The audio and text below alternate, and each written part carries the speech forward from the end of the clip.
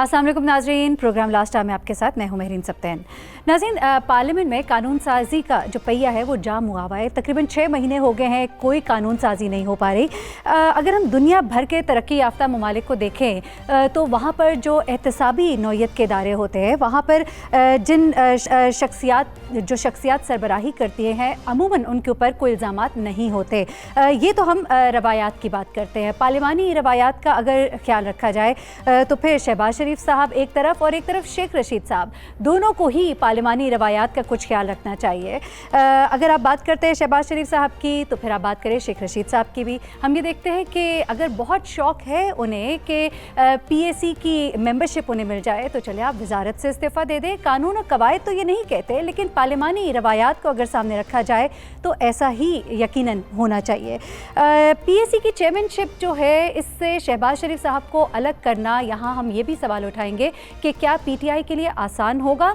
इस पर आज हम गुफ्तगू करेंगे। और साथ ही साथ जब हम सुनते हैं खुर्शीद शाह साहब को कि हम पार्लियामेंट को चलने नहीं देंगे, तो फिर सवाल उनसे ये भी है कि सिंध में फिर आप क्या कर रहे हैं PAC की अगर चेयरमैनशिप की, वहाँ पर हम बात करते हैं। इसके बाद अगर हम पंजाब का रुख कर लेते हैं तो यहाँ पर हमजा शहबाज के लिए तो हुकूमत हमें राज़ी दिखाई देती है। तो क्या वजह है कि वफाक के लिए पैमाना और है और हमारे सूबों के लिए पैमाना कुछ और है? इस सब पर हम आज के प्रोग्राम में गुफ्तगू करेंगे। उसके बाद हम बात करेंगे कि इंसाफ मिलना पाकिस्तान में किस कदर मुश्किल है। हम देखते हैं कि बहुत से ऐसे केसेस सामने आते हैं कि मरने के बाद इंसाफ मिलता है। सुप्रीम कोर्ट ने कत्ल के मुलजिम असफंद यार को 10 साल के बाद बरी करने के अहकामात जारी कर दिए। उन 10 सालों का हिसाब कौन देगा? मजहर हुसैन के बारे में कि उन्हें 19 साल तक जेल में कैद का सामना करना पड़ा और उसके बाद जब उन्हें बरी किया गया, उन्हें उनके जुर्म से आज़ाद किया गया, तो वो 2 साल कबल ही वफ़ात पा चुके थे। हम बात करेंगे कि क्या वजह है कि इंसाफ में ताख़ीर होती है। Justice delayed is justice denied जो है, इसके असूल को जानते तो हैं, लेकिन इस असूल को जानने के बाद इसके लिए किया क्या जा रहा है, इस सब पर आज के प्रोग्राम में बात करेंगे। हमारे साथ मौजूद खालिद साहब, सीनियर सहाफ़ी, इस्लामाबाद स्टूडियो से, रियाज फितियाना तहरीक इंसाफ से हमें कुछ देर के बाद ज्वाइन करेंगे, और अब्दुल कयूम साहब, रहनुमा पाकिस्तान मुस्लिम लीग नून, भी हमारे साथ इस वक्त मौजूद है इस्लामाबाद से। अब्दुल कयूम साहब, पहले आपकी तरफ आ जाते हैं। और इस वक्त जो सिचुएशन क्रिएट हुई है, पार्लिमानी रवायात का एक मैंने जिक्र किया आगाज़ में, अगर उस रवायत को सामने रखा जाए, बाकी सब बातें एक तरफ रखते हैं, शहबाज शरीफ साहब खुद ही स्टेप डाउन कर दे, सारे मामला ठीक हो जाएंगे खुद ब खुद?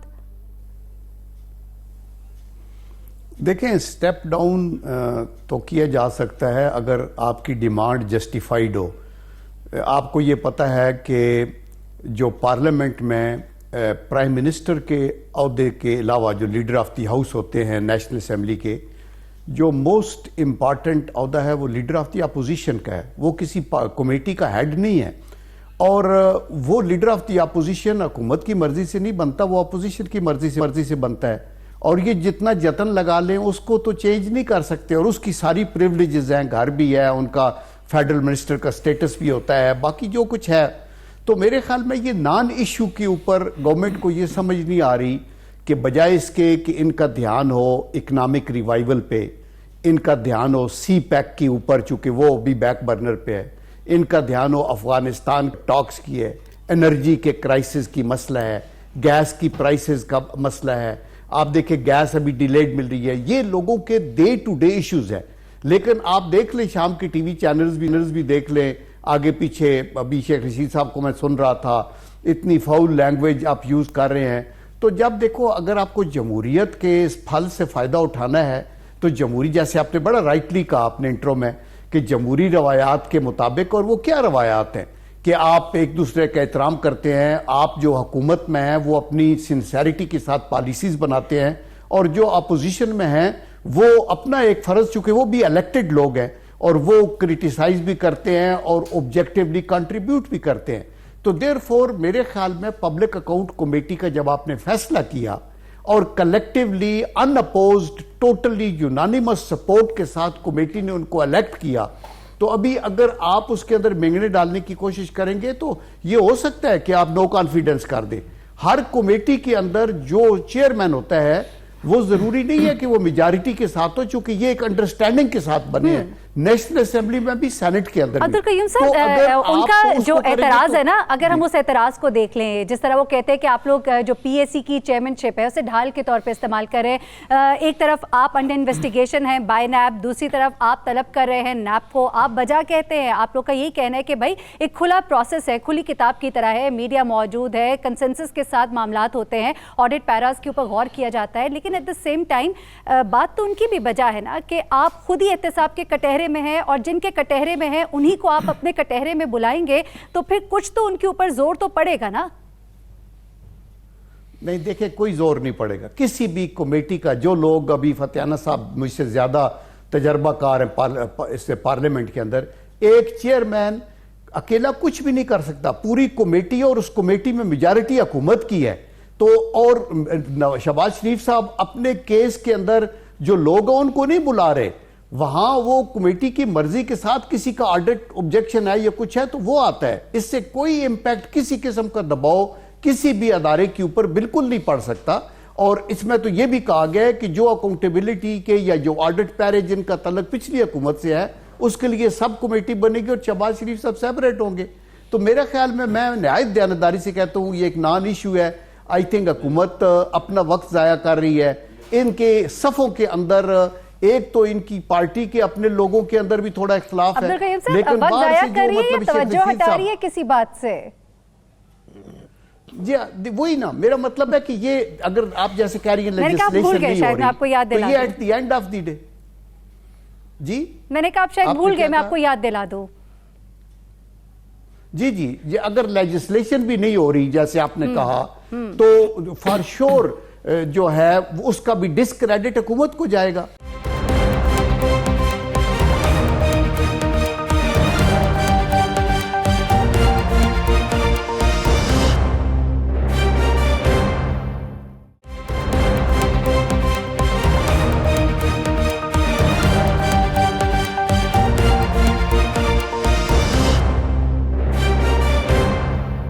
रियाज फतेहाना साहब, नैबज़दा तो वो पहले भी थे, नैबज़दा वो अब भी है, क्या फ़र्क पड़ गया ऐसा कि आपने उस वक्त मान लिया, आप दोबारा से शोर खड़ा हो गया, फिर अददी बरतरी आप लोगों को हासिल है, फिर क्यों आप लोग शोर मचा रहे हैं? वो लोग कहते हैं कि शायद वो आप लोग उस पॉलिसी पे चल रहे कि मारो कम घसीटो ज़्यादा, या शायद किसी बात की पर्दादारी है, किसी तरफ से तवज्जो हटाओ मुहिम पर आप लोग काम कर रहे हैं।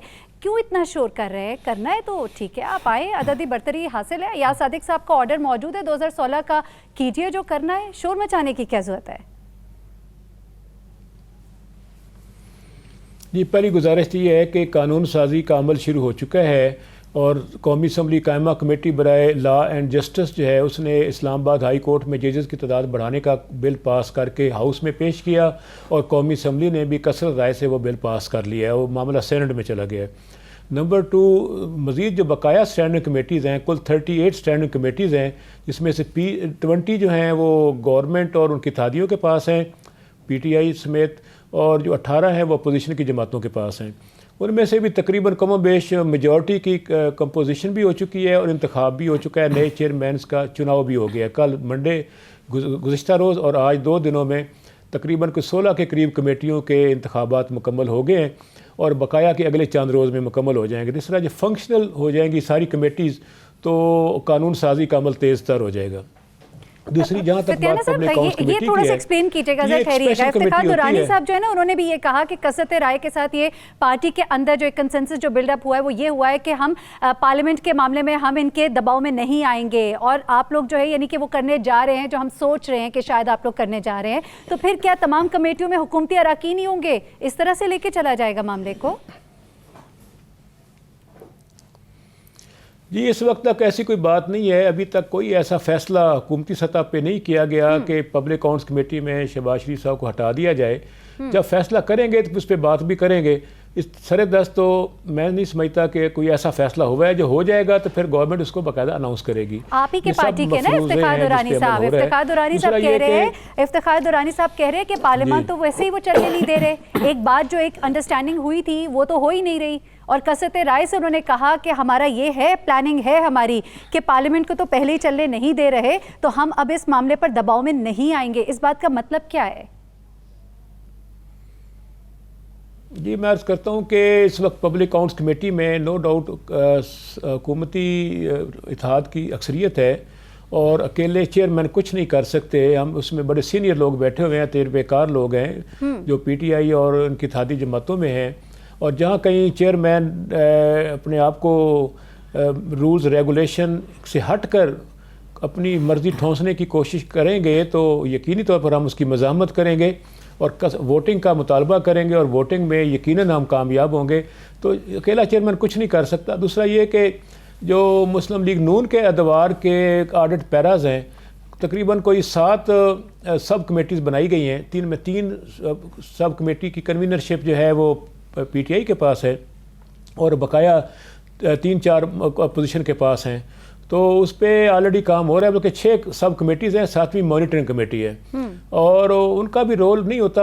ایک طرح سے وہ ریکمینڈ کریں گے مین کمیٹی کو, وہی پھر بعد میں فیصلہ کرے گی, کیونکہ بیک لاگ بہت ہے. صحیح ہے. راؤ خالد صاحب, ابھی ریاض فتح سے جب ہماری بات ہو رہی تھی تو انہوں نے کہا کہ کوئی مسئلہ نہیں ہے, پی اے سی کی چیئرمین شپ شہباز شریف صاحب کے پاس ہو بھی, وہاں پر ہم موجود ہیں, ہم ڈھال کی طرح کھڑے ہیں, کچھ بھی غلط کام نہیں ہونے دیں گے. اور ہم نے بھی دیکھا کہ مشرف صاحب کے دور کے بعد سے یہ میڈیا کے لیے اوپن ہاؤس ہے ایک طرح سے. پی اے سی کا جو کمیٹی جب بیٹھتی ہے, جو ایکٹیویٹیز ہوتی ہیں وہ سب دیکھتے ہیں, سب وہاں پہ موجود ہوتے ہیں, کنسنسس سے کام ہوتا ہے. ہمیں نہیں آ رہی 2 آوازیں پی ٹی آئی کے اندر سے, اور یہ جو 2 آوازیں اب ہمیں پی ٹی آئی کے اندر سے, جس سے بھی ریاض فتح صاحب ایک بات کرتے ہیں, افتخار درانی صاحب دوسری بات کرتے ہیں, 2 مختلف آوازیں اس وقت پی ٹی آئی کے اندر. کیا فرق پڑے گا اس سے؟ دیکھیں, بنیادی بات یہ ہے کہ ایک سیاسی رشوت کے طور پہ ان کو چیئرمینی دی گئی, اگرچہ روایت پہلے بن گئی تھی لیکن یہ دینا نہیں چاہتے تھے.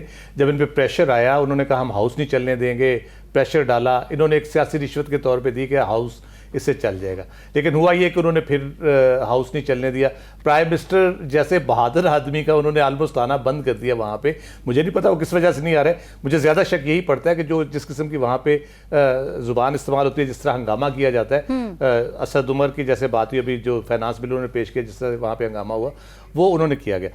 جہاں تک مسئلہ پی اے سی کا پرٹیکولرلی مسئلہ ہے کریڈیبلٹی کا, کیا پی اے سی اس طرح پرفارم کر پائے گی شہباز شریف صاحب جب وہاں پہ بیٹھے ہوں گے, اور اس طرح سے وہ سارے جو اکاؤنٹیبلٹی کا ایک پروسیس ہوتا ہے, جو آڈٹ پیراز آتے ہیں ان پہ جس طرح سے گرفت کی جاتی ہے, کیا کر پائے گی؟ کوئی ماضی میں بھی اتنی کوئی کیلے چوری نثار صاحب تھے یا ندیم افضل چند صاحب کے زمانے میں بہت سی چیزیں ہوئیں, رپورٹ بہت کچھ ہوتا رہا, لیکن کیا اس کا کوئی رزلٹ نکلا؟ کیا اداروں میں وہ سارے مسائل ختم ہو گئے, کرپشن بند ہو گئی یا آڈٹ پیراز آنے بند ہو گئے؟ یہ بنیادی ایک سوال ہے کہ کریڈیبلٹی جو ہے بنیادی طور پی اے سی کی وہ میٹر کرتی ہے. چیئرمین کوئی بھی ہو, اگر پی اے سی پرفارم ہی نہیں کر پاتی, ان چیزوں کو روک نہیں پاتی, کوئی ڈیٹر نہیں کر پاتی, میرا خیال ہے کہ انہوں نے اس سے بیونڈ ایک جانے کی کوشش کی ہے. آج ایک اجلاس ہوئے جس کے بعد پرائم منسٹر صاحب نے یہ کہا ہے کہ ہم تمام محکموں میں جو بھی خرابی ہے سب کے کیسز نیب کو بھیجیں گے. تو مجھے یہ لگ رہا ہے کہ آڈٹ پیراز یہاں پہ ڈسکس ہوتے رہیں گے لیکن کیسز نیب میں جانے شروع ہو جائیں گے. اس کے بعد کیا اس کا نتیجہ نکلتا ہے, کس طرح یہ معاملات آگے چلتے ہیں, لیکن بنیادی طور پہ پی اے سی کی اہمیت کیا رہ جائے گی راؤ صاحب؟ پی اے سی کی اہمیت کیا رہ جائے گی اگر معاملات دوسری طرف ہی ڈیورٹ ہونے ہیں تو پھر یہ اس کا کیا فائدہ؟ دیکھیں پہلے بھی نہیں ہے پی ایس سی کی اہمیت. میں آنیسٹلی اسپیکنگ میں 90s سے کور کرتا رہا ہوں, اس کے سارے آڈٹ پیراز سارا کچھ ہوتا کہ at the end of the day audit paras بنتے کیسے ہیں وہ ایک بڑا ڈاؤٹ فل پروسیس ہے پورا. پھر اس کے بعد وہ سیٹل ہو جاتے ہیں, وہ ایک اندر ڈاؤٹ فل پروسیس, ایک بہت ہی مشکوک طریقے سے بنائے جاتے ہیں, مشکوک طریقے سے ختم کر دیے جاتے ہیں. بنیادی مسئلہ یہ ہے کہ جو ایک سسٹم ہے آپ کا پورا کہہ لیں کہ فائنانشیل ڈسپلن کا یا فائنانشیل جو آپ نے کرنا ہوتا ہے, خرچ کرنا ہوتا ہے, اخراجات کرنے ہوتے ہیں, وہ آپ کا سسٹم بڑا عجیب و غریب سا ہے. اور راؤ صاحب ہم یہ بھی نہیں بھول سکتے کہ گزشتہ 2 حکومتوں میں کیا ہوتا رہا. جس طرح پی اے سی کی چیئرمین شپ دوسرے کے پاس رہی تو دوسرے کی غلطیوں پر کس طرح سے پردہ ڈالا جاتا رہا, تو فائدہ اس وقت تو نظر نہیں آیا. بلند اختر رانا صاحب کا بھی معاملہ وہ سارا کیس ہمارے سامنے ہی ہے. ہم ایک بریک لیتے ہیں, بریک سے جب آئیں گے تو ہم بات کریں گے شیخ رشید صاحب کے معاملے پر بھی, ہم بات کریں گے شہباز شریف صاحب کے معاملے پر اور حمزہ شہباز کے معاملے پر کہ آپ دوبارہ سے وہ غلطی پھر کیوں کرنے جا رہے ہیں جس کے بعد آپ کو اتنا ہی شور دوبارہ مچانا پڑے. مرکز میں آپ کو شہباز شریف صاحب نہیں قبول تو آپ کو پنجاب میں حمزہ شہباز کیسے قبول ہے؟ سب پہ بات کرتے ایک بریک کے بعد.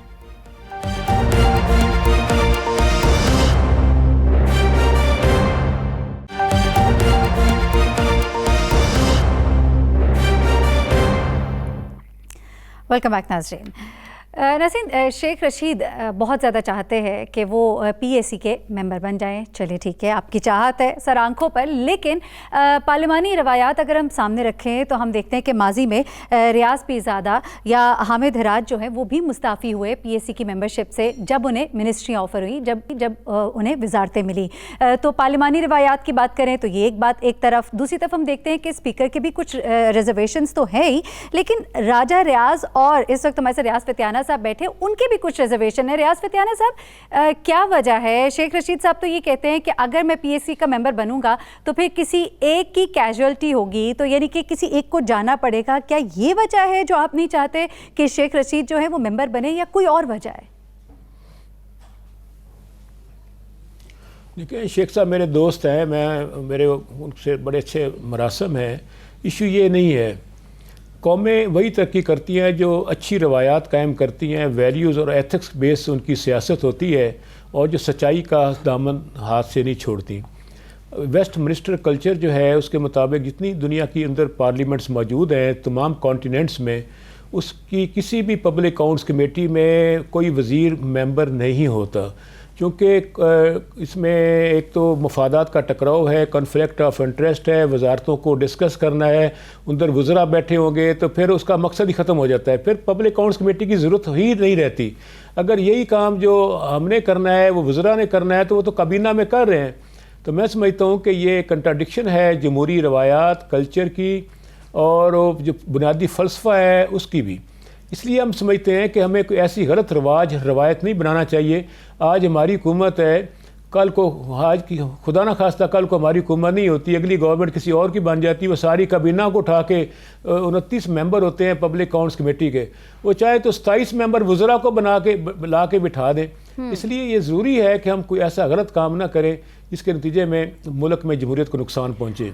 अब्दुल कयूम साहब, आपको बात तो अच्छी लगी होगी रियाज फतियाना साहब की, जमहूरी रवायात, पार्लिमानी रवायात, अगर वहाँ से इस तरह का जवाब आ रहा है तो कुछ इस तरह का जवाब यहाँ से भी आ जाए तो क्या ही बात है। नहीं, बिल्कुल ठीक कहते। देखिए, फतियाना साहब एक मंजे हुए पार्लियामेंटेरियन है, आई अप्रिशिएट दैट, और यही कुछ हो रहा है। हम अभी सेनेट के अंदर मैं आपको ये बताऊं कि मसलन सवाती साहब जो थे वो चेयर कर रहे थे डिफेंस कमेटी को, और वो मिनिस्टर बन गए तो फौरी तौर पे उधर से रिजाइन होके तो उनको कमेटी से अलग हो गए।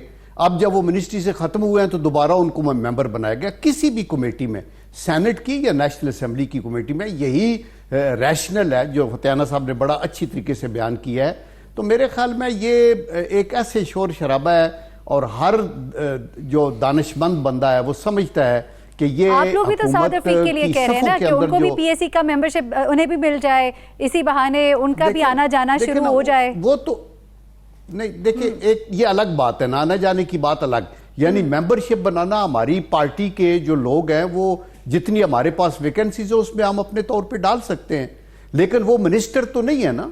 अगर शेख रशीद साहब आने ही चाहते हैं तो मिनिस्ट्री से रिजाइन कर दें, लेकिन अंडर इन्वेस्टिगेशन तो है ना आपके। चलें ठीक है, सही है। राव खालिद साहब, आप गुफ्तगू सुन रहे हैं। अंडर इन्वेस्टिगेशन बंदे बहुत सारे हैं, और बहुत सारे भी अंडर इन्वेस्टिगेशन है, और जो जब तक कि आपके ऊपर जुर्म साबित नहीं होता आप इनोसेंट होते हैं। आप हर उस बंदे पे जिस पे इल्जाम लगाएं उसको आप कल्प्रेट बना लें और कन्विक्टेड समझें। लेकिन हम बात वही कर रहे हैं ना, हम बात वो कह रहे हैं कि अगर किसी के ऊपर इल्जाम ही हो, हम मुजरिम की तो बात ही नहीं कर रहे, हम तो मुलजिम की बात कर रहे हैं, किसी के ऊपर इल्जाम भी हो तो एथिकली इस तरह के इदारों की सरबराही या उसकी मेंबरशिप जो है वो आप समझते हैं कि सही है, होना चाहिए? देखिए, मैं तो ये समझता हूं कि अगर तो आप ये समझते हैं कि यस आपकी कोई भूल हुई है और ये इल्ज़ाम बहुत हद तक जेन्युइन है और मैं इससे कन्विक्ट हो जाऊंगा तो लोग हट जाते हैं। लेकिन अगर पता हो कि ये पॉलिटिकली मोटिवेटेड है और मुझे कार्नर करने की कोशिश की जा रही है, तो then you stand up and fight जो आपकी लीगल बैटल है, जो आपका राइट है, और उसके ऊपर करते हैं। अभी देखिए, बहुत से लोग जिन पे इल्जामात है वो कैबिनेट के अंदर बैठे हैं, बहुत से वो लोग हैं जो इनकी सफ़ों के अंदर आगे पीछे फिर रहे हैं, डिफेंस मिनिस्टर है, दूसरा तीसरा। तो मेरा मतलब है कि ये अक्रॉस द बोर्ड हर चीज को एप्लीकेबल करना चाहिए। जो लोग मिनिस्ट्रियां ली हुई हैं, इवन प्राइम मिनिस्टर के ऊपर इल्जामात हैं, तो शुड वी नाउ रिकमेंड करें ये प्राइम मिनिस्टर को रिजाइन करके चला जाना चाहिए?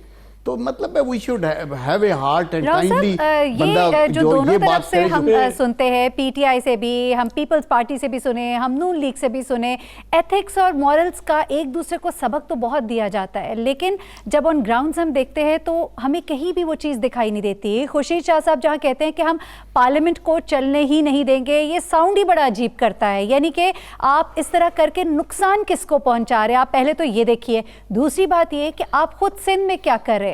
آپ سندھ میں جو وہ کرپشن کیسز یا وہ تمام معاملات جو کہیں کھل کر سامنے نہ آ جائے، آپ بھی تو وہاں پہ اپوزیشن کو نہیں آنے دے رہے۔ جن نارمز کا آپ خود بتاتے ہیں وہ خود آپ کے اپنے سندھ میں نہیں ہو رہا۔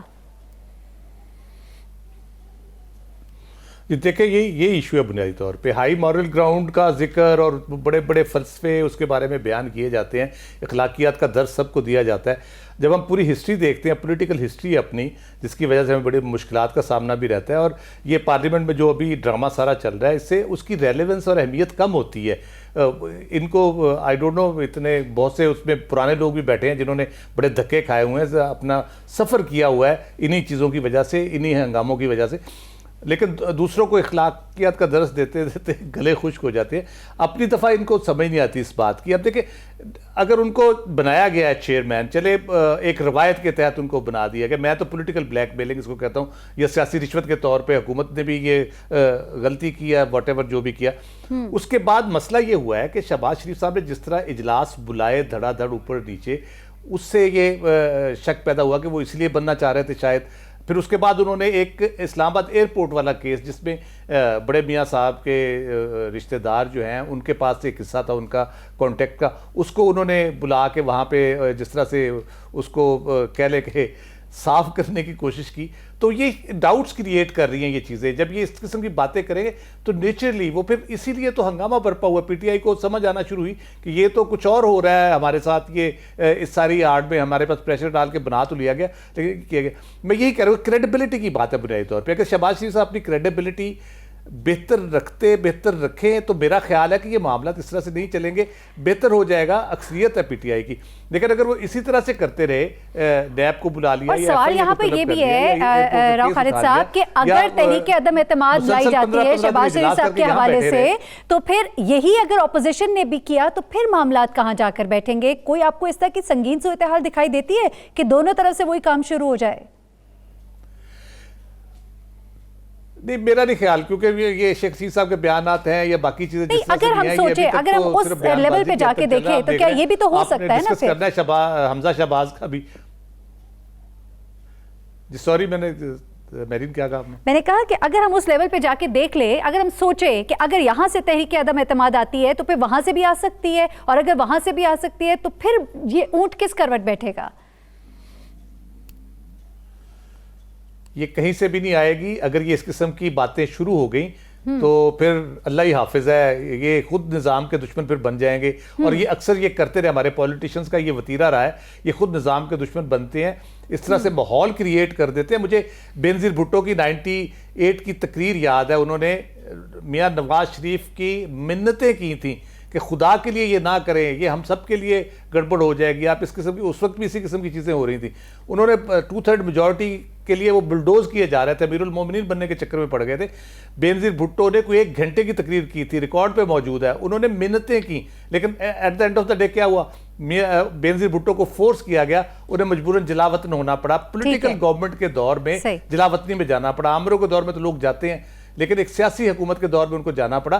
تو یہ نہیں سیکھتے، یہی مسئلہ ہے ہمارا، ہم ایز اے قوم بھی ہمارا مسئلہ ہے، ہم اپنی غلطیوں سے نہیں سیکھتے، اس لیے بار بار غلطیاں دہراتے ہیں اور پھر کولو کے بیل کی طرح اسی جگہ پہ گھومتے رہ جاتے ہیں، پھر کہتے ہیں ملک برباد ہو گیا، ترقی نہیں کر رہا۔ چلے ٹھیک، ریاض فتیانہ صاحب، یہ جو ایک بحث چھڑی ہوئی ہے نا مرکز میں یہ جو بحث چھڑی ہوئی ہے، اب آپ دیکھ رہے ہیں کہ اس وقت ہر ٹیلی ویژن پر، ہر چینل پر یہی بحث ہو رہی ہے، پی اے سی کی چیئرمین شپ کیا ہوگا، کیسے ہوگا، عددی اکثریت، یہ سب کچھ۔ ایک اور بات پھر آ جاتی ہے، حمزہ شہباز آ جاتے ہیں، پنجاب میں آپ کو قبول ہیں، وفاق میں آپ کو قبول نہیں، آپ کو تو دونوں طرف ہی قبول ہے، لیکن اگر پی ٹی آئی کی میجورٹی کی اکثریت کی اگر ہم بات کریں تو آپ یہاں پر معاملات کو پھر اسی طرح اس کو بھی لے کر چلیں گے؟ کہاں جا کر کہاں ختم ہوگا یہ معاملہ؟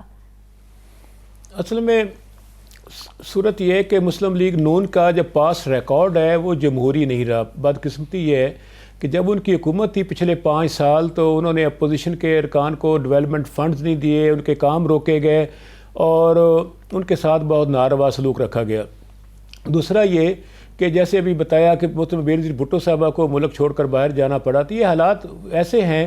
پھر انہوں نے خود بن گئے مرکز میں اپوزیشن لیڈر، اپنے حمزہ شہباز اپنے صاحبزادے کو بنا دیا ہے پنجاب میں اپوزیشن لیڈر، تو یہ بھی وہ اچھی والد رواج کے ہے، لیے اچھا کریں رواج گے، یہاں پر وہ بھائی کے لیے کریں انہوں نے۔ گے، معاملات تو وہی ہیں نا، وہ جو شیخ رشید نے فرمایا کہ بلے کو دودھ کی رکھوالی پہ، تو دونوں طرف ہی وہی کام ہو رہا ہے۔ اب دوبارہ تو نہ کریں، یہ غلطی ہے، کرنی ہے یہ غلطی پکا ہے۔ تیسرا یہ کہ میں سمجھتا ہوں اگر شہباز شریف صاحب اپنا نام بنانا چاہتے ہیں یا تو ان کو خود ہی استعفیٰ دے دینا چاہیے۔ میرا خیال بہت اچھی رواج اور روایت ہوگی، جیسے کہ دوسرے ملکوں میں ہوتا ہے، وہاں تو الزام لگ جائے تو مستعفی ہو جاتے ہیں۔ برطانیہ کے وزیر اعظم براؤن کی مثال ہے، آئس لینڈ کے وزیر اعظم کی مثال ہے، اور وزراء کی پی ٹی آئی کہتی ہے کہ خود ہی استعفیٰ دے دے، ہمارے لیے کوئی مشکل نہ کھڑی کرے، ہم تو حمزہ شہباز کو بھی دینے لگے ہیں پی اے سی کی چیئرمین شپ، تو خود ہی کر لیں تو بہتر ہوگا، ہمارے لیے اتنا مشکل امتحان جو ہے نا یہ نہیں ہونا چاہیے۔ بریک لیتے ہیں، بریک سے جب ہم واپس تو کچھ بات کریں گے انصاف میں تاخیر کی، اور یہ جو انصاف میں تاخیر ہوتی ہے تو جس پر گزرتی ہے اس سے پوچھیے کہ کیا گزرتی ہے۔ انسان مر جاتا ہے اور پھر انصاف ملتا ہے، تو اس انصاف کا کیا فائدہ؟ ایک انصاف تو وہاں بھی منتظر ہے آگے، لیکن جو انصاف زمین پہ ملنا چاہیے کس کی ذمہ داری ہے، کیوں کوتاہی ہے، اس پہ بات کرتے ہیں۔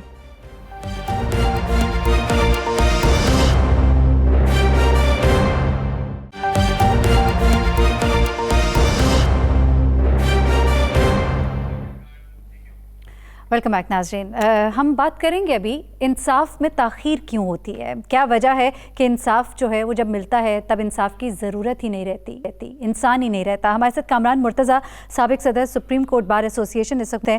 کامران مرتضیٰ صاحب، ابھی کچھ کیسز جو ہمارے سامنے لیٹسٹ آئے اس میں ہم نے دیکھا کہ انسان 10 سال جو ہے وہ جیل میں رہا اور اس کے بعد اس کو رہا کیا گیا اس جرم میں جس کا وہ ذمہ داری نہیں تھا۔ ایک اور کو انصاف ملتا ہے تو پتہ لگتا ہے کہ 2 سال پہلے وہ انتقال کر چکا ہے۔ کیا وجہ ہے، کیا انصاف میں تاخیر ہو کیوں رہی ہے، غلطی کہاں ہے، کون ذمہ دار ہے؟ گورنمنٹ بھی جو نا ایک فنڈز نہ گورنمنٹ کے پارٹ پہ مہیا کرنا، وہ بھی ایک بڑا فیکٹر ہے، یعنی سفیشینٹ فنڈ کا نہ ہونا، کورٹس کے پاس وسائل کا نہ ہونا، اور ججز کی تعداد کا کم ہونا، ان کے پاس تعداد، ان کے پاس سٹاف کا کم ہونا، ان کے پاس جو وہ ماڈرن آج کل جو ڈیوائسز آ گئی ہیں وہ اس کا نہ ہونا، تو وہ 3-4 اینڈ پہ جو ہے نا یہ مسائل ہیں بہت زیادہ۔ تو کامران مرتضیٰ صاحب، اسے ایڈریس کرنا تو ذمہ داری عدالتوں کی بھی ہے، ذمہ داری حکومت وقت کی بھی ہے۔ ہم دیکھتے ہیں ہمارے فنڈز میں انصاف کے لیے جو مد رکھی جاتی ہے وہی کتنی کم ہے۔ آپ نے ابھی کہا ججز کا تعداد کا کم ہونا، پھر ہم دیکھتے ہیں ٹیکنالوجی کا استعمال نہ کرنا، یہ سب تو وجوہات ہو گئی نا، لیکن اب اس کو ایڈریس کس طرح سے کیا جائے گا؟ ایٹ دا مومنٹ ہم دیکھ رہے ہیں، وہ کہتے جسٹس ثاقب نثار صاحب نے بھی کہا انصاف میں تاخیر انصاف کا قتل ہے، جسٹس ڈیلیڈ جسٹس ڈینائڈ۔ ہم نے سنا آصف سعید کھوسہ صاحب اس پر بہت یقین رکھتے ہیں، ماتحت عدالتوں کے اوپر وہ ناراض بھی دکھائی دیتے ہیں، لیکن صرف ناراض ہونے سے، کہہ دینے سے، غصہ کرنے سے تو کچھ نہیں ہوگا نا۔ وہ پوائنٹس کیا ہیں جن کے اوپر اگر فوری عمل کیا جائے تو فوری انصاف بھی ملے گا؟ دیکھیے، اس میں اس وقت فنڈز ظاہر ہے کہ ایک ہم ترقی پذیر ملک ہیں، اگر بہت زیادہ فنڈز کی فراہمی ممکن نہیں ہوگی تو اس وقت جو ہے نا وہ جو صرف ججز جو ہے نا ان کی کمٹمنٹ ہو، اگر تو وکیل کو بھی کنٹرول کرنا، لٹیگنٹ کو بھی کنٹرول کرنا ججز کا کام ہوتا ہے، اور اگر ان کے پارٹ پہ کمٹمنٹ، پراپر کمٹمنٹ ہو، اور کچھ ہم بھی اپنے آپ کو درست کریں، جو کچھ ہم کرتے ہیں اسٹرائکس اور کیس کو نہ چلنے دینا، جہاں پہ دیکھ لیا کیس کمزور ہے اس میں ڈیلے پہ ڈیلے کرنا، تو کچھ ہم جو ہے نا وہ کوئی ہمت کریں اور کچھ ججز ہمت کریں مل کے، تو میرا خیال ہے کہ 25-30%، 40% تک شاید ہم اس ڈیلے کو جو بار اور بینچ کا مسئلہ ہی نہیں حل ہو سکا، یہ اندر کے معاملات ہی نہیں حل ہوں گے تو پھر آگے معاملات چلیں گے کیسے؟ یہ بدقسمتی ہے۔ یہ 2007 کے بعد جس کو وکلا تحریک کہتے ہیں، اس کے بعد جو ہے نا وہ بہت سارے معاملات میں جو ہے نا وہ بار نے اس حد تک ٹیک اوور کر لیا ہے کہ اور اس چھوٹے چھوٹے ایشوز میں چلے گئے ہیں جہاں تک نہیں جانا چاہیے، یا اسٹرائکس کی حد تک نہیں جانا چاہیے، خدا نخواستہ ہمارے کسی ایک کولیگ کے ساتھ اگر کوئی اس کا پرسنل معاملہ ہے تو اس پرسنل معاملے کی وجہ سے بھی جو ہے نا ہم اسٹرائک کر لیتے ہیں, کورٹس کو بند کر دیتے ہیں, چلنے نہیں دیتے.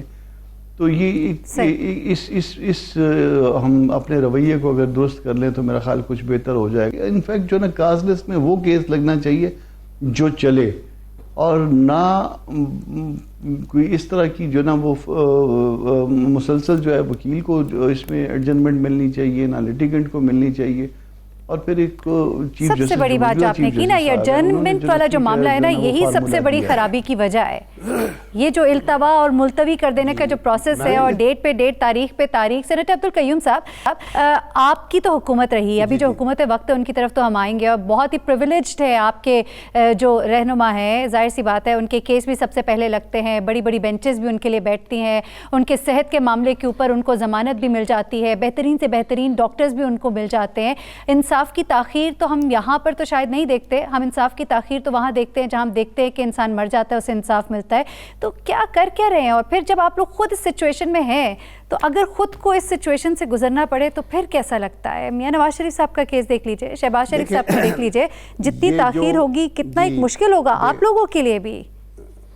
آپ کے رہنما ہے نا. دیکھیں میرین, یہ آپ کا یہ جو سیگمنٹ ہے یہ بڑی امپارٹنٹ ہے, اور آئی تھنک اس کے اوپر میں اپنا ایک کینڈیڈ ویو یہ دینا چاہتا ہوں. یہ آپ ٹھیک کہہ رہی ہیں, دیکھیں justice delayed is justice denied کہتے ہیں, لیکن at the same time justice hurried is justice buried. آپ نواز شریف کی ایگزامپل دے رہے ہیں تو وہ یہ بھی جسٹس کا نظام نہیں ہے, لیکن ان ٹوٹیلٹی میں جو اس کو اوپر دیکھیں, کسی بھی سوسائٹی کا ایک اعلیٰ جو نظام ہے انصاف کا, وہ اس کی روح ہوتی ہے. اور جب ہم اس کا ایک ہولسم ایک برڈ آئی ویو لیتے ہیں تو 4 سیگمنٹس ہیں جو لوگوں کو انصاف پہنچانے میں یا نہ پہنچانے میں کلیدی رول ادا کرتی ہیں. پہلی اس کے اندر ہے کرمنل انٹیلیجنس کا اور پولیسنگ کا سسٹم جو ہے, رائٹ ایٹ دی تھانہ جو ہے نا, تھانے کے اندر ہی بندے کی جو ایف آئی آر بنتی ہے, وہاں سے ناانصافی شروع ہو جاتی ہے. نمبر 2 از پروسیکیوشن, جو اس کو بھی آپ اگر نہیں ٹھیک پروسیکیوٹ کرتے تو وہ بندہ چھوٹ جائے گا. اور اس کے اندر تیسرا ہے پریزن کا نظام. تو عبدالقیوم صاحب, باریاں تو آپ لوگوں کی لگی رہی نا, باریاں تو نون لیگ کی, پیپلز پارٹی کی لگی رہی. آپ نے سب سے پہلا نظام جو بتایا, آپ نے پولیس کا نظام بتایا. ہم نہیں دیکھتے وہاں سیاسی بھرتیاں ہوتی ہیں, ہم ایس ایچ او تھانے کے محرر تک ہر بندے کو ہم دیکھتے ہیں وہ کس لیول پہ لگتا ہے, کس کو رپورٹ کرتا ہے. At the same time NAB کے اوپر ہی آ جاتے ہیں. چلے آپ نیب کی بات کر رہے ہیں, تو نیب کے قوانین میں جو ترامیم کی باتیں ہوتی رہی, میاں نواز شریف صاحب کو بار بار کہا جاتا رہا دیکھ لیجئے, کر لیجئے. جب وقت آیا تو انہیں خیال آیا کہ ناخن تراشنے چاہیے. تو جب آپ لوگ کا وقت تھا تو کیا کچھ نہیں. یہ چلے کہہ دے, ذرا دل پہ ہاتھ رکھ کے کہہ دیجئے, دل پہ ہاتھ رکھ کے کہہ دیجئے کہ کیا وہ تھا جو آپ کی حکومت میں ہو جانا چاہیے تھا, کہ شاید یہ معاملات کچھ بہتر ہوتے. کیا تھا جو آپ لوگوں نے نہیں کیا؟ اپنی غلطی کا کوئی اعتراف کیجئے. دیکھیں میرین, میری بات سنیں, آپ بالکل بجا کہہ رہی ہیں, اور میں کبھی بھی حکومت کو ایسے ڈیفینڈ نہیں کر رہا. یہ جو ایلز ہیں, یہ میرے پارٹنر بھی سارے جو بیٹھے ہیں یہ بتائیں گے, یہ پچھلے 70 سال سے کنٹینیوس ہے. یہ ایک حکومت کی فیلنگز نہیں ہے. اپنی ہر حکومت نے اپنا ایک رول ادا کرنے کی کوشش کی ہے, لیکن unfortunately politicisation of the police جو ہے وہ ایک خرابی ہے. تھانوں کے اندر اپنے مرضی کے لوگ لگانے وگانے میں کبھی بھی کسی کو وہ برا نہیں کرنا چاہتا. تو اس لیے اس کی سول سرچنگ بحثیت قوم کرنی ہے. سوال تو یہی ہے نا, سوال تو یہی ہے کہ وہ قوانین جو اگر شاید پارلیمنٹ کے فلور پہ بنائے جا سکتے ہیں, اور وہ پارلیمنٹ جس کو کہ آپ لوگ چلنے ہی نہیں دیں گے, تو پھر کام ہوں گے کیسے؟ ریاض فتیانہ صاحب, چلے جو گزشتہ حکومتوں نے کیا وہ تو کیا. جی, جوڈیشل ریفارمز پہ کیا کیا؟ مسلم لیگ نون نے جوڈیشل ریفارمز کا ایک پورا بنایا تھا, اور وہ ہم نے چیف جسٹس کو انوائٹ بھی کیا. قومی اسمبلی کی جی ریاض فتیانہ صاحب. جی, میں اتفاق سے قومی اسمبلی قائمہ کمیٹی قانون اور انصاف کا چیئرمین بھی منتخب ہوا ہوں. اس وقت جو صورتحال ہے, 5.5 لاکھ کے مقدمات پینڈنگ ہیں عدالتوں میں, اور آبادی بڑھ گئی ہے, ججز کی تعداد کم ہے. یہ ایک ملٹی ڈائمنشن کیسز ہیں. اس پہ میں 2-3 گزارشات پیش کرنا چاہوں گا. نمبر 1, اس کے لیے بہت بڑے پیمانے پہ اصلاحات کی ضرورت ہے. جو چھوٹے کیسز ہیں لڑائی جھگڑے کے یا لین دین کے, سول یا کرمنل, ان ہر پولیس اسٹیشن سطح پہ لوکل پنچایت بنا دی جائے, وہ وہیں پر ڈسپوزل ہو جائے. دوسرے جو اس سے تھوڑے سے بڑے لیول کے کیسز ہیں, شام کی کورٹس لگے, ایوننگ کورٹس, اور اس میں ان کو ڈسپوزل کی جائے. جو سیریس کیسز ہیں وہ مارننگ سیشن ہو کورٹس کا، وہاں ڈیسائیڈ ہو، نئے بینچز بنائے جائیں مختلف جگہوں پہ ہائی کورٹس کے، تاکہ وہاں پہ ڈسپوزل ہو. ججز کی تعداد بڑھائی جائے سپریم کورٹ بھی اور ہائی کورٹ میں. ججمنٹ جو ہے التوا بلا وجہ ہر دفعہ کیسز کا ہوتا ہے، اس پہ رکاوٹ کھڑی کی جائے. اس کے ساتھ ساتھ جو بار ایسوسیشنز ہیں وہ اپنے وکلا کی کیپیسٹی بلڈنگ کے لیے ورکشاپس اور سیمینارز کریں اور ویلیوز اور ایتھکس پر بھی زور دیں. یہ 5-7 چیزیں کرنے سے اور کمپنسیشن دی جائے. جو 6-7 سال جیل میں گزارنے کے بعد بری ہو جاتے ہیں، جو نفسیاتی اور مالی مشکلات کا شکار ہوتے ہیں، ان کے لیے کمپنسیشن کا قانون بھی لانا ہوگا. بڑے اچھے ریاض فتیانہ صاحب، لیکن سوال یہ ہے کہ اس کے اوپر کچھ کام بھی شروع کیا حکومت وقت نے، اپنے دوسرے معاملات سے کوئی اس کے لیے بھی وقت نکالا حکومت نے؟ میرین، میں یہ کہوں گا کہ اس کے ساتھ اومبڈسمین کا بھی رول جو ہے، ابھی فتیانہ صاحب چونکہ انچارج ہیں اور مجھے خوشی ہے، اور یہ جو باتیں کہہ رہے ہیں یہ بالکل پارٹیوں نے اپنے مینیفیسٹو میں لکھا ہوتا ہے. پنچایت والی بات ٹھیک ہے، ڈسٹرکٹ لیول کے اوپر نہیں، لیکن ہو کیا رہا ہے آن گراؤنڈز؟ راؤ خالد صاحب، ہو کیا رہا ہے؟ کیا ان سب میں سے کسی بات پر عمل بھی ہو رہا ہے کہ نہیں؟ نہیں عمل ہو رہا ہے نا، ابھی تو کمیٹی نہیں بنی. ابھی تو ہمارا جو سارا ہے وہ پبلک اکاؤنٹ کمیٹی کی ہانڈی میں پھنسا. لیکن مسئلہ بنیادی طور پہ یہ ہے، ایک تو ٹھیک کرنے کی کوشش نہیں کی گئی، دوسرے کیپیسٹی کے بہت ایشوز ہیں. چاہے عدالت میں جج صاحب بیٹھے ہیں، چاہے پراسیکیوٹر سرکاری بیٹھے ہیں، وہی کہا تھا نا انہوں نے راؤ خالد صاحب، معذرت کے ساتھ کیپیسٹی بلڈنگ نہیں ہے تبھی فوجی عدالتوں کی طرف جانا پڑ رہا ہے. کیپیسٹی بلڈنگ ہی نہیں کی، کسی نے بھی نہیں کی، ابھی بھی نہیں ہو رہی. کیپیسٹی کے سیریس ایشوز ہیں. دوسرا ایشو اس میں ہے اکاؤنٹیبلٹی کا. اگر جج صاحب کو فیصلہ اپیرنٹلی نظر آتا ہے کہ غلط لکھ دیا گیا ہے تو ان کی اکاؤنٹیبلٹی کس طرح ہوتی ہے؟ اگر پولیس کو غلط کیس بناتی ہے اس کی اکاؤنٹیبلٹی کس طرح ہوتی ہے؟ اگر مدعی کو غلط کیس لے کے آ جاتا ہے تو اس کی کیا اکاؤنٹیبلٹی کو ہے؟ تو یہ بہت سی علت ہے جس کو ایڈریس کرنے کی کبھی کوشش ہی نہیں کی گئی کہ اس کو ٹھیک کیا جائے. جسٹس کھوسا صاحب نے بڑا اچھا کہا تھا کہ جو ماڈرن ٹیکنیکس ہیں، جو انویسٹیگیشن ہے، جو کیس بنانا ہے، پولیس کو وہ کیس ہی نہیں بنانا آتا تو وہ کیا تحقیق تفتیش کر کے کس طرح سے اس کو ایگزیکیوٹ کرائیں گے کسی بھی کرائم کو؟ اور اس کا نتیجہ کیا نکلتا ہے کہ اگر کوئی بری ہو جاتا ہے یا کوئی بے گناہ سزا ہو جاتا ہے تو اس سے وہ جو ایک کہنے کے جو ایفیکٹ ہوتا ہے روکنے کا کہ لوگ ڈر جائیں، سہم جائیں کہ نہیں کرائم نہیں کرنا، وہ کوئی نہیں ہوتا. بلکہ لوگ انکریج ہوتے ہیں کہ ادھر پیسے دے کے چھوٹ جائیں گے، ادھر کیس خراب کرا کے چھوٹ جائیں گے، ادھر جھوٹی گواہی دلوا کے چھوٹ جائیں گے. تو یہ بنیادی طور پہ اس نے ملٹی پلائی کیا ہے معاشرے میں برائیوں کو. اور پولیس جو ہے بنیادی طور پہ اس کو جو عوام کے جان و مال کے تحفظ کی ذمہ دار ہے، وہ اتنا خوف زدہ رہتی ہے عوام اس سے. آپ ان کا رویہ دیکھ لیں، کہیں سڑک پہ روک لے، ویسے ہی بندہ میرے جیسے بندے کو روک لے تو ایک دفعہ ہوتا ہے کہ یار پتہ نہیں کیا کریں گے میرے ساتھ، کسائی والا سانیہ نہ ہو جائے. تو یہ بنیادی طور پہ بہت ساری چیزیں، ان کو ایڈریس کرنے کی کوشش کوئی سنجیدہ، بلکہ میں تو سرے سے کوشش ہی نہیں کی گئی. پولیس کا رویہ اتنے عرصے سے 30-40 سال سے جو چل رہا ہے کامران مرتضیٰ صاحب سے لاسٹ کامنٹ لے لیتے راؤ خالد صاحب. کامران مرتضیٰ صاحب ہوپ فل ہے کہ نہیں ہوپ فل؟ کچھ ہونے جا رہا ہے، کچھ دکھائی دیتا ہے؟ حکومت کچھ کر رہی ہے اس سلسلے میں؟ جسٹس کھوسا صاحب سے تو بڑی امید ہے ہمیں. نہ پچھلی حکومتوں نے کچھ کیا، نہ پچھلی حکومتوں نے کچھ کیا، نہ آپ کی حکومت ابھی تک کچھ کر پائی ہے. صحیح. اور کھوسا صاحب نے کچھ باتیں جو ہے نا وہ 3 ٹائرز کے حوالے سے کی ہے کہ 3 ہونی چاہیے عدالتیں، ایک اوریجنل ہونی چاہیے، ایک اپیل کی، اور دین سپریم کورٹ کی. چلیں اس میں کچھ لیٹیگیشن کم ہو جائے گی. مگر پچھلی حکومت میں بھی جو ہے نا وہ ایک کمیٹی انہوں نے بنائی تھی، وہ ہم نے بنا کے دیا، وہ ساری جو ہے نا کہ اس میں یہ ریفارمز کریے، وہ بھی انہوں نے اٹھا کے میرے خیال پھینک دی کدھری. تو ابھی اس حکومت کے پاس ابھی تک اس کے لیے ٹائم ہی نہیں ہے کہ وہ اس طرف آئے. کمیٹیوں پر کمیٹیاں، کاغذوں کی حد تک بات، لیکن اصل بات تو یہ ہے کہ جب کچھ ڈیلیور ہوگا، کچھ نظر آئے گا ہوتا ہوا، تو پھر وہی اصل کام ہوتا ہے.